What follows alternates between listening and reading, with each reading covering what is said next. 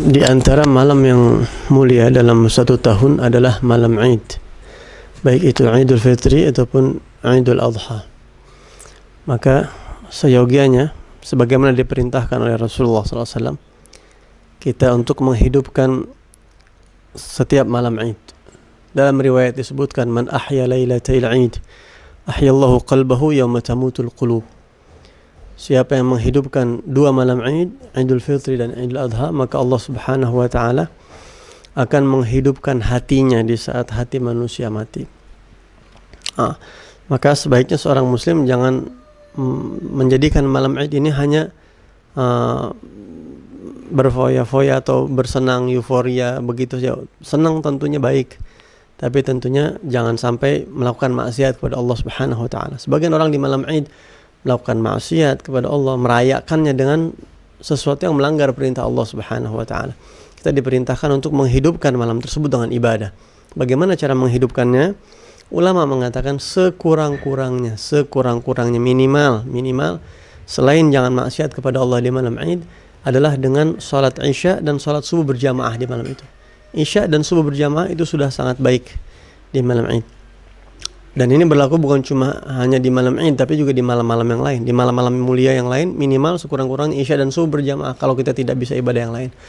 Kemudian juga dianjurkan di malam Id itu kita untuk memperbanyak takbir.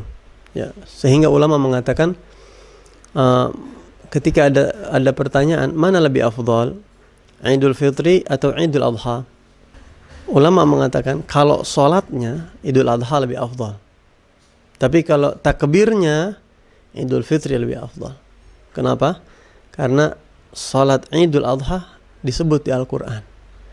Dalam firman Allah, fasalli li rabbika wanhar. Tapi kalau Idul Fitri disebut sama Allah takbirnya. Walitukabbirullaha ala ma hadakum wa la'allakum tashkurun. Nah, maka dari itu di malam Id kita dianjurkan untuk memperbanyak takbir. Kapan kita mulai takbir? Dari mulai maghrib malam takbir, ya, setelah selesai kita puasa, kita takbir terus sampai imam masuk salat Id. Di dalam kitab Zubat dikatakan, wa kabbaru lailatal Id, dan umat Islam bertakbirlah hendaknya di dua malam Id. Ya, wa kabbaru lailatal Id ila taharrumin biha, sampai takbiratul ihramnya imam. Nah, di situ selesai sudah. Kesunahan takbir hanya sampai di situ. Nah, jadi di malam Id dari mulai maghrib sampai salat Id, kita yang jalan, yang belanja, yang sambil ngapain itu? Allahu Akbar, Allahu Akbar, Allahu Akbar, la ilaha illallah, Allahu Akbar, walillahil hamd, Allahu Akbar, terus lagi ngapain aja. Yang lagi bikin ketupat, yang lagi nyiapin ini, semuanya dianjurkan untuk bertakbir di malam itu, kecuali tempat-tempat yang tidak baik, di kamar mandi tentunya tidak. Nah, selain itu, apa yang kita bisa lakukan di malam Id lakukan. Kalau takbir itu sudah pasti. Selain itu, sebagian guru-guru kita, ulama kita, mereka menghidupkan malam Id dengan khatam Quran. Ya, jadi di malam Id, habis maghrib itu kita buka puasa, beres-beres. Nah, setelah salat Isya atau mendekati Isya atau sebelum Isya, diatur aja waktunya, kumpul dengan orang-orang yang, ya khususnya kalau yang punya santri, punya jamaah, kita kumpul. Kemudian kita baca Quran 1 juz sampai 30 juz. Ya, kemudian kita baca. Jadi di malam itu juga paling baca Quran nggak nyampe 1 jam, sudah 1 juz selesai. Kalau ada 30 orang, maka otomatis khatam 1 jam itu.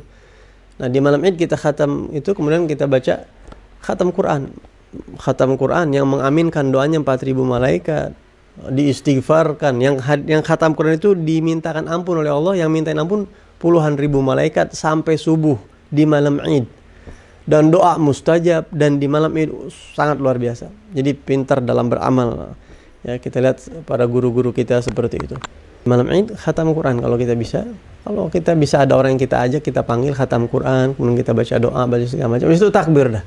Allahu Akbar sambil pakai kopi susu atau pakai apa, pakai ya roti panggang misalnya, terserah ente deh cuma pakai apaan. Nah, selebihnya apa yang kita bisa kerjakan? Silaturahim, zakat, bayar zakat fitrah di situ. Ibadah, zakat fitrah ibadah wajib luar biasa di malam Id gitu. Yang penting diisi dengan berbagai macam kebaikan. Insyaallah dengan demikian malam Id kita sudah menjadi satu keberkahan dari Allah Subhanahu wa taala. Masih banyak hal-hal yang berhubungan dengan malam Id. Tentunya sekelumit ini kalau kita bisa amalkan, insya Allah menjadi pahala besar di sisi Allah Subhanahu wa taala.